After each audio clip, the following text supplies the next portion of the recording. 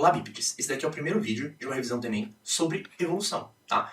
E evolução, que é o tema central da biologia. Tem uma frase que eu gosto muito, que diz que nada faz sentido na biologia, exceto a luz da evolução. Essa frase que é de um geneticista russo, que é o Dubzhansky, ela está dizendo basicamente que tudo na biologia, todas as áreas da biologia se conectam graças à evolução. Sem evolução elas não se conectariam e não fariam sentido. Mas graças à evolução, a botânica, a zoologia, a genética, tudo se encontra graças à evolução. Mas afinal de contas, o que é evolução?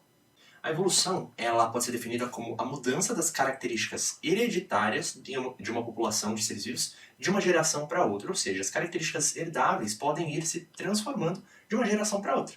Ou, resumindo bem, ele está dizendo que ocorre uma mudança dos organismos ao longo do tempo. A evolução da biologia é essa mudança dos organismos ao longo do tempo. Veja bem, mudança não necessariamente melhora. Tá? Essa visão de progresso, essa visão de melhorar é muito relativa. A questão é que os organismos estão mudando, isso é um fato. E a gente tenta estudar como que isso acontece. E vocês podem ver que essa mudança ocorre ao longo do tempo, mas a gente tem que entender qual a escala de tempo que a gente está tratando aqui.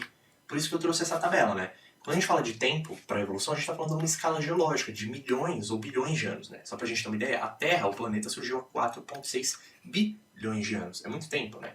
E os primeiros seres vivos surgiram há 3,8 bilhões. Os primeiros animais surgiram aí há mais de 600 milhões de anos atrás. As primeiras plantas terrestres há um pouco mais de 400 milhões de anos. Então é uma escala muito grande para a gente conceber o tempo de vida humano. Mas a gente tem registro de que ocorre nessa escala de tempo. Então aqui eu trouxe alguns exemplos de como que a vida mudou ao longo do tempo. Alguns organismos deixaram de existir, como os mamutes, que passaram a ser extintos há 10 mil anos atrás, bem recentemente, né? A gente tem a extinção dos dinossauros há 65 milhões de anos atrás, mas não todos foram extintos, alguns sobreviveram. E eles acabaram se transformando, né, evoluindo para as aves que a gente conhece hoje. Então as aves que a gente conhece hoje nada mais são do que descendentes de alguns dos dinossauros que existiram há milhões de anos atrás. E também tem um grupo ancestral de primatas que, através da evolução, se modificou e acabou dando origem a alguns grupos de primatas, como, por exemplo, o ser humano e o chimpanzé, tá? Hoje a gente sabe que a evolução ocorreu, né? É um fato, mas nem sempre foi assim. Durante muito tempo a humanidade acreditou no fixismo, que é a ideia de que a vida é fixa. Isso implica que os seres vivos foram criados da forma como a gente conhece hoje. Eles nunca mudaram. E mais, eles nunca seriam extintos. Nenhuma espécie seria extinta e nenhuma espécie nova surgiria, né? Um dos maiores defensores dessa visão, um dos precursores, foi justamente Aristóteles, aí um cara que vocês já devem ter ouvido falar. Né? Só que a partir do século XVIII surgem evidências de que a Terra e a vida são muito mais antigas do que a gente pensava, né? Como, por exemplo, os fósseis. E a partir dessas evidências de que a vida na Terra se transforma ao longo do tempo, começa a surgir o conceito de evolução, de mudança da vida ao longo do tempo. Caras que defendiam esse conceito são Lamarck e Darwin, que estão representados aqui, Lamarck e Darwin. E eles vão tentar explicar esse fenômeno de formas um pouco diferentes, a gente vai ver isso mais pra frente. Agora, a gente sabe que a evolução ocorre a partir de evidências evolutivas, né? Como, por exemplo, os fósseis, estudos comparativos de anatomia, embriologia e bioquímica, e também algumas estruturas vestigiais. A gente vai falar um pouco de cada uma dessas evidências. Os fósseis, eles são registros de restos ou vestígios de seres vivos. Ou seja, restos, eu posso falar, por exemplo, de um pedaço do osso, né? Agora, vestígio, eu posso estar aí falando não só de um pedaço dele, mas, por exemplo, de uma pegada ou de uma marca de garra que esse organismo deixou no ambiente e foi mineralizado, né? Foi transformado em pedra. Todos os fósseis são pedras. E eles mostram pra gente que a vida já foi diferente, certo?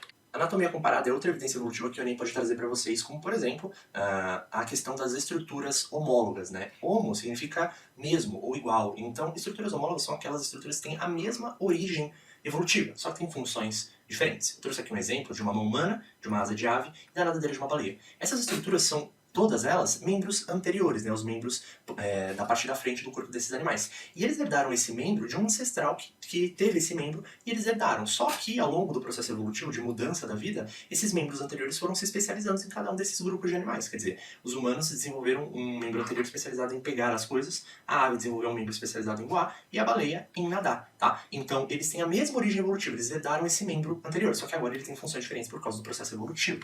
Isso ocorre através de um processo que a gente chama de divergência evolutiva, ou ainda irradiação adaptativa. Né? Divergir é se separar, irradiar também é se espalhar, né, em direções diferentes. Então você tem esse processo em que organismos vão ficando cada vez mais diferentes por causa do processo evolutivo, do processo adaptativo. Tá? Então é basicamente o processo pelo qual um ancestral se diferencia em diferentes grupos de organismos. Né? Por exemplo, aqui eu tenho um ancestral de ser humano, de ave e de baleia. Né? Então esse processo aqui vai acabar originando justamente as estruturas homólogas, tá? Os órgãos homólogos, porque um ancestral vai se diferenciar em diferentes organismos.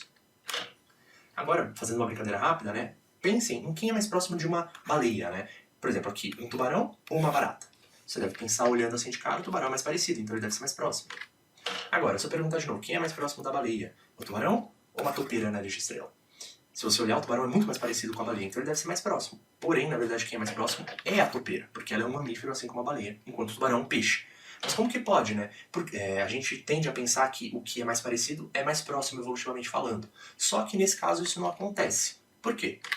Esse é um caso de estrutura análoga, né? Algo que é análogo é algo que tem a mesma função. Então, estruturas análogas são estruturas que têm a mesma função, só que têm origens evolutivas diferentes, né? Esse exemplo aqui traz um tubarão e um golfinho, é semelhante ao exemplo da baleia e do tubarão que eu falei. Eles têm esse formato hidrodinâmico que permite eles nadar muito facilmente no ambiente aquático, tá? E você pode pensar, poxa, essa estrutura tem a mesma função, eles são parecidos, devem ter a mesma origem evolutiva, eles herdaram isso do mesmo ancestral. Na verdade, não. Essa estrutura hidrodinâmica surgiu independentemente na linhagem do tubarão e no golfinho. Ou seja, não tem um ancestral que tinha esse formato hidrodinâmico e esses dois caras herdaram. Eles têm um ancestral lá atrás, só que eles não herdaram esse formato deles. Independentemente, esse formato surgiu. Como que isso acontece? Através de um processo chamado convergência evolutiva ou convergência adaptativa. Convergir é se ir de encontro, né? Se encontrar. Então eles estão se aproximando através do processo de evolução, de adaptação. É o processo pelo qual organismos diferentes desenvolvem adaptações semelhantes. Por quê? Por causa do processo de evolução. A gente vai falar de seleção natural mais pra frente, mas ambos os organismos estão aonde? No ambiente aquático. Então esse formato hidrodinâmico acaba sendo selecionado pelo processo evolutivo, né? É bom para quem está no ambiente marinho, então ele acaba surgindo em organismos diferentes, tá? Isso vai originar as estruturas análogas.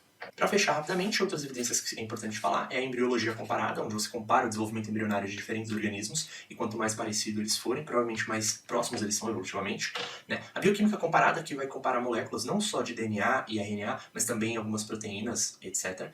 E órgãos vestigiais, que são órgãos que são apenas vestígios, mas que indicam que já houve ali alguma estrutura, como por exemplo nas baleias, em que você tem um osso que indica que eles já tiveram membros posteriores, né, patas traseiras. Isso indica pra gente que eles já foram animais terrestres e quadrúpedes, tá? E a gente sabe disso também por causa de outras evidências fósseis, inclusive. Para essa revisão é isso, continua assistindo às aulas e até mais.